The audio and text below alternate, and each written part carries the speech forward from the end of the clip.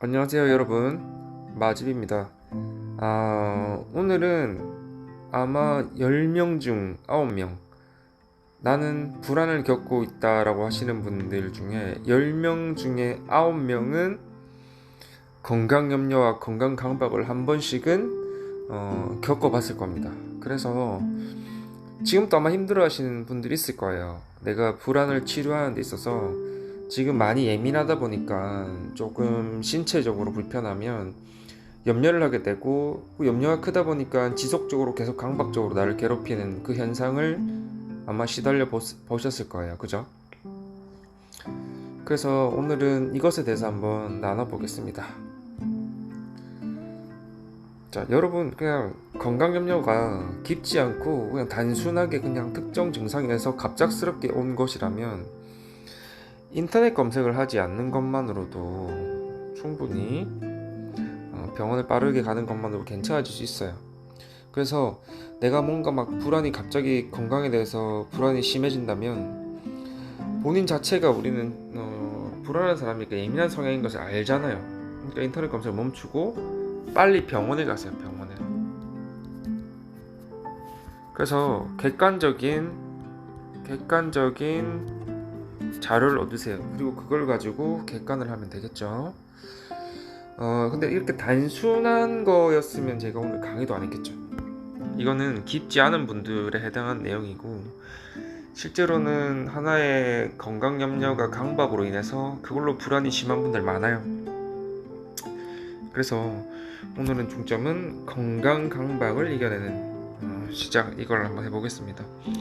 이런 분들은 건강에 관련해서 계속 파고들어요. 건강 걱정이 파고들어서 큰 질환으로 생각해요. 큰 질환으로 만들어버려요. 그러면 불안하죠. 자, 강박장애의 특징적인 것 중 하나가 뭐죠? 자동적인 습관입니다. 이렇게 이해하시면 돼요. 강박장애는 습관이에요. 잘못 형성된 습관으로 이해를 하시면 돼요. 자, 우리는 이 자동화된 습관에서 벗어나야 돼요. 어떻게? 여러분들은 강박이 있으면 그 신체 증상과 거기 강박적으로 일어나는 그 문제에 대해서 집중을 하게 돼요. 그래서 그 강박을 일으키고 있는 나는 바라보지 못하거든요. 그래서 먼저 나 자신을 차분히 바라볼 수 있어야 합니다. 나를 제3자 입장에서 차분하게 바라보면 나에게 어떤 패턴의 양상이 있는지 파악할 수가 있어요. 예를 들어서 여러분이 신체 증상을 느꼈을 때 나는 어떻게 하는지 차분히 바라보면 인터넷 검색을 한다든지, 혹은 계속 병원 검사를 하러 간다든지, 그죠? 분명히 어떤 특징 파악을 할 수 있습니다. 그 파악을 하는 게 왜 중요하냐? 내가 나에게 어떤 문제가 있지라는 것을 증상에 집중하는 게 아니라, 증상 집중이 아니라 강박을 가지고 있는 나에게 집중할 수 있어요. 나에게. 그래서 내가 이걸 고쳐야 한다는 인식을 가질 수가 있어요. 자, 그렇게 함으로써 나에게 어떤 문제적인 사고와 행동이 있는지를 알고 주의를 하게 될 수 있습니다. 증상 자체보다 나의 사고와 행동에 오히려 초점을 맞추게 되니 자동화된 습관의 고리를 끊는 시작점이 될 수 있어요. 아시겠죠? 이거를 제3자 입장에서 바라보는 거, 프레임 저번에 알려드린 걸로 해보시면 됩니다. 자, 이 프레임 있죠? 내가 불안해하고 있어요. 그럼 내가 잠시 여기서 나온다 생각하고 여기서 불안해하고 있는 나를 내가 관찰하는 거예요. 이렇게 내가 어떻게 불안해하고 있지? 보면 이런 생각 가지고 있겠죠. 불안하니까 뭐 병원을 가야 돼, 불안하니까 인터넷 검색을 해야 돼, 불안하니까 이렇게 해야 돼. 그러면 이렇게 내가 객관적으로 바라보다 보면 이걸 적는 거예요. 내가 불안하면 이렇게 하구나, 이렇게 하구나, 이렇게 하구나. 그럼 나의 문제를 내가 파악을 할 수가 있어요. 그죠? 자, 이제 세 번째 어떻게 대처하면 좋을지 알아봅시다. 문제인식을 했다면 그것을 나에게 인지시켜야 합니다. 계속. 자, 예를 들어서 해볼게요. 자, 건강에 대한 염려가 계속 오른다면 이렇게 한번 해봅시다. 자, 선조체, 여러분 이거는 그냥 기억하실 필요 없어요. 강박장애와 관련된 뇌신경을 말하는 겁니다. 그냥 이것까지 얘기를 안 해도 돼요. 그냥 머리로 갑시다. 머리가 제 역할을 하지 않아서 강박적인 사고가 일어나는 거야. 자, 내가 문제가 있는 게 아니고 머리 어떤 부분이 지금 제 역할을 하지 못해서 강박적인 사고가 일어나는 거야. 그래서 이게 나쁜 습관이 잡힌 건데, 이 습관은 내가 지속적으로 원하는 방향으로 생각하고 이끌어준다면 신경 가소성에 의해서 안정될 거야. 이건 이미 뇌과학에서 밝혀진 팩트죠. 우리 이거 수없이 공부했죠 지금. 신경 가소성 수없이 했죠 여러분. 어떠한 이런 습관이 있어도 내가 새로운 방향으로 계속 이끌어준다면 여기에 연결이 강화되면서 이건 안 쓰이게 되고 이게 쓰이게 되면서 내가 원하는 방향으로 갈 수 있다는 거예요.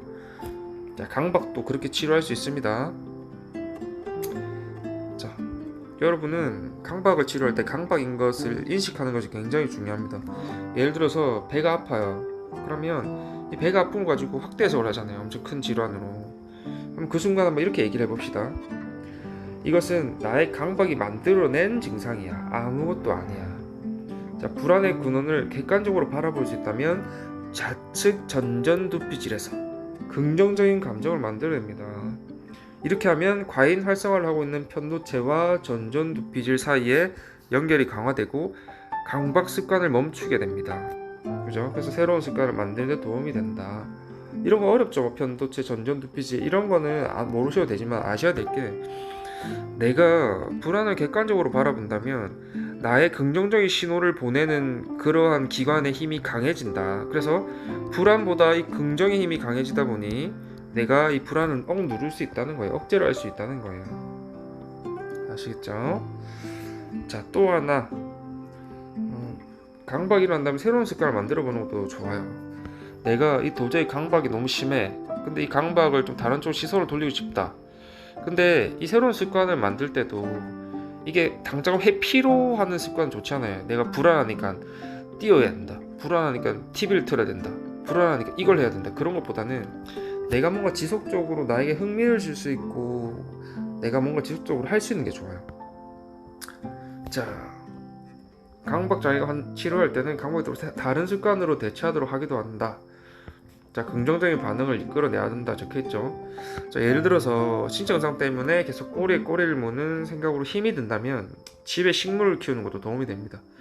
생각이 날 때마다 화단에 식물을 보러 가서 가꾸는 것을 해보는 것이 좋습니다. 글이 잘렸네. 자, 그러다 보면 비료를 뿌릴 수도 있죠. 물을 줄 수도 있어요. 햇빛을 잘 받게 하기 위해서 옮길 수도 있어요. 여기 뜨거 옮길 수도 있죠. 위치를 바꿔볼 수도 있고, 어제와 다르게 자란 식물을 관찰하면서 새로 자란 걸 보고 기뻐할 수도 있어요. 더 나아가 하단을 꾸미는 데 필요한 재료를 생각할 수도 있고 사기 위해서 외출을 할 수도 있어요. 그죠? 강박적 사고 행동이 하나의 증상일 뿐이라고 치부하고 내가 그런 생각이 날 때마다 이런 새로운 습관을 만들어내면서 내가 이 상황을 긍정적인 신호로 바꿔준다면 재배선이 일어날 수 있다.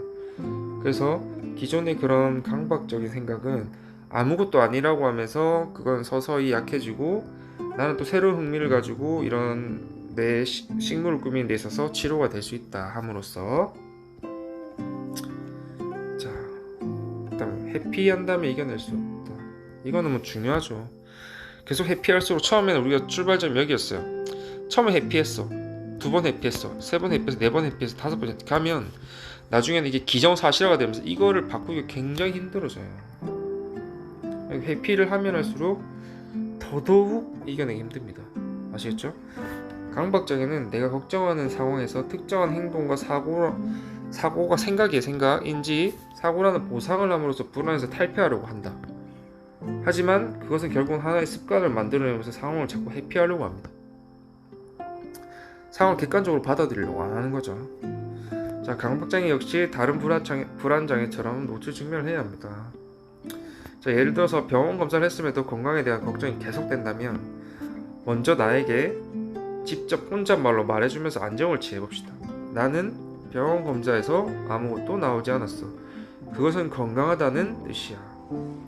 괜찮아. 캡처가 됐네요. 괜찮아. 그리고 눈을 감고 건강히 지낸 나의 모습을 상상하려고 해봅시다. 자, 먼저 혼잣말을 해주고, 두 번째, 나는 건강한 나의 모습을 상상함으로써 잘 지내고 있는 나의 모습을 생각함으로써 나에게 긍정적인 신호를 주는 거죠. 이러한 과정은 전전두피질을 활성화하고 전전두피질에서 편도체로 연결도 강화시킵니다. 불안의 양상을 억제할 수 있다는 거예요. 자, 즉 우리는 노출을 하면서 계속 괜찮다는 명령을 뇌에 전달함으로써 뇌의 구조를 바꿀 수 있습니다. 강박장애 연구에 따르면 최소 45분에서 90분 정도의 불편하고 불안한 상황을 하지 않고, 여기 또 글이 잘렸네요. 상황을 회피하지 않고 견디는 것이 도움이 된다고 합니다.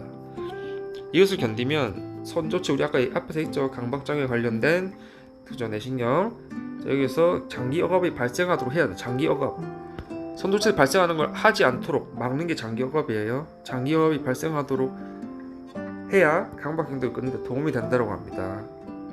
자, 이렇게 함으로써 내가 강박적인 행동을 하지 않아도 최악의 상황은 발생하지 않는다는 것을 인지하면 그건 우린 재조직화할 수가 있습니다. 아시겠죠? 마지막으로 기록을 하자.